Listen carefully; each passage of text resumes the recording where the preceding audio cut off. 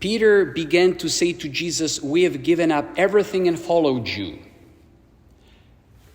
And in between the lines, he's saying, "And so, all that following you around, going here and there, so what will there be for me?" That's often our way of thinking. I'll give you something, but make sure you reciprocate a gift. And if possible, do it generously. Jesus figures it out.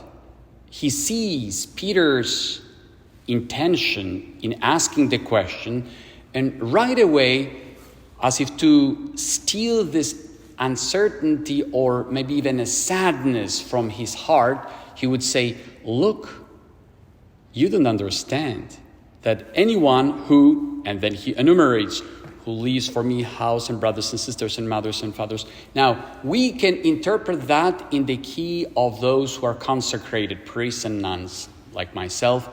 Okay, but everybody else is excluded from this word. But let me bring it to a kind of a different level, what Jesus is telling every single Christian, because, as you know, back in that day, there were no priests nor nuns. So it's offered for everyone. First consideration is, we usually think it's our giving to God something to get something else in return. But we'll never be able to outdo God in generosity towards us. He's always the first one who bestows many graces upon us, a many huge amount. Look, you can give the Lord 1 hour a week, many of you most probably 1 hour a day or more. And then what about the other 22 or 20 hours? Look how this 1 hour impacts your day. There is a grace upon a grace and more gifts and still greater generosity. God is always the one who gives us a huge abundance, as the one who sees our needs, and what we do is so insignificantly smaller than what He is doing for us. If we understand this in this key, then, well, the little that I can do for the Lord is insignificantly small. He is the one who is constantly showering the gifts upon us. And from that attitude, the grateful heart is being created. Because everywhere we see it is God who gives more, and still more, and still more. I remember talking to many people in my priestly life, and also myself, who, interpreting this text, would tell me, how could I not offer just a little bit to the Lord if Jesus Christ saved me from the pit of distress, of hopelessness, and saving me from addictions, rescuing my marriage, helping me in so many different challenges of my life. I mean, the path that He laid out for me is just filled with graces. The only thing I can do is to place my life at His service in accordance with His request, and to do it joyfully and happily. Because in today's readings we heard, offer to God praise as your sacrifice and fulfill your vows to the Most High. He that offers praise as a sacrifice glorifies me. And everything that we give to the Lord with a generous and open heart, it's pleasing to God. You probably know very well if someone does a favor to you out of obligation, and if someone does it because he or she loves you. It happened to me to say, no, please, you don't have to do that. But I really want to show love. And at that stage, if Jesus Christ sees this response on our behalf, you know what would happen next? You can't stop Him in blessing you.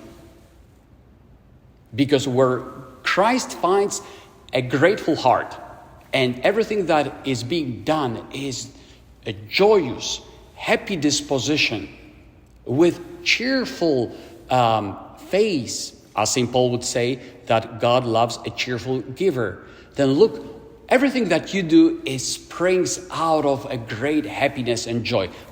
As if to compare to a person who is in love. You've seen those who fall in love, not infatuation, but really in love. They are floating 2 feet above the ground, and whatever you ask them, they do well. A friend of mine, a parishioner, once told me, we knew that our son fell in love really because immediately he became kind. And he even cleaned up his room. And I didn't have to ask him to put the dishes in the dishwasher. Something happened. And then she says, yeah, he fell in love. The generosity and kindness was just springing out from him naturally. No questions asked. This is what God does in a person who welcomes him, then everything flows. To conclude, one little story that would bring the point across. Once a king organized a huge fair, and he decided to put his subjects to the test. And he issued an edict saying, I would like you to bring for my birthday a gift from the fruits of your field or whatever your trade is. Whatever container you have, bring it over to me. So the subjects started exchanging their views, and one of them said, but he is not such a good king, so I'll bring just in a small little cup, maybe a few grapes. And another one said, but why shouldn't we be generous with the king? Let's bring what we have, let's say, a huge bucket of apples. Sure enough, and many different people picked up different baskets and buckets and containers and decided to come for the king's birthday.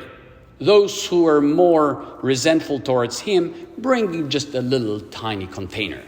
Those who were more with a generous disposition, huge buckets and baskets. And sure enough, the hall was filled with the guests, and the king received, all the subjects receiving the gifts, saying thank you. And then he said, now, as a sign of my benevolence, those who brought in the containers, everything will be filled up with gold.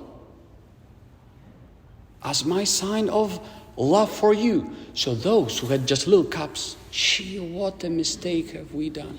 Those instead who had huge buckets, hey, here we go, we are becoming millionaires.